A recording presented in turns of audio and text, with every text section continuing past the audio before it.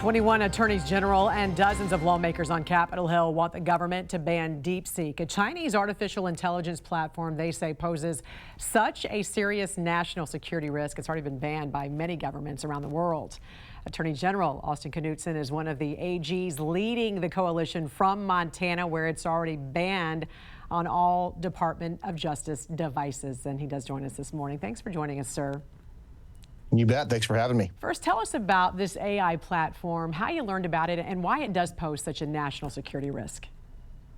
Well, here at the Montana Department of Justice, we have to keep a very close eye on our critical infrastructure. We house a lot of sensitive personal data, criminal justice information, so we're constantly monitoring these programs.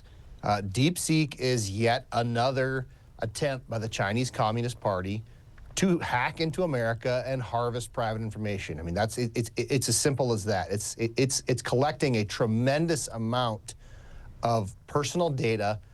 You're logging keystrokes, stuff that's quite sensitive and dangerous from a national security standpoint. And that's why we've banned it here in Montana. That's why we've asked Congress to follow suit.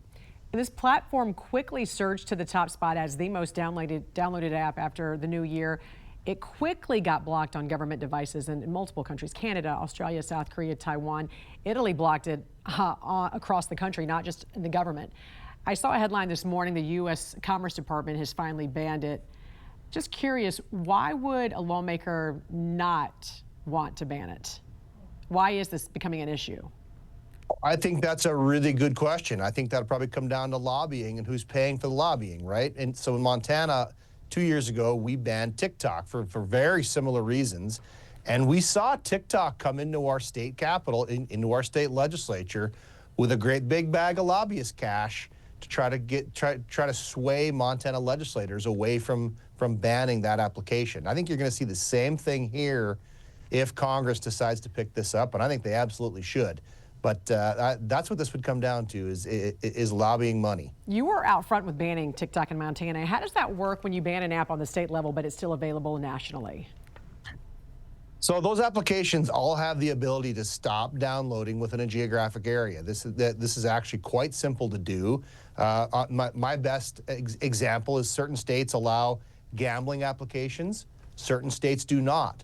So when you go on the iTunes store or the Google Play store, depending on your geographic location, that app is available for download or not. So this would be really simple to do. But look, we're saying let's just ban this thing nationwide and just be done with it. Clearly, there are numerous reasons to ban this app, but there are also plenty of apps from China that don't get this kind of attention, that do the same thing. So is there ever going to be a situation where you could ban all apps from China, since they all could be influenced and controlled by the CCP?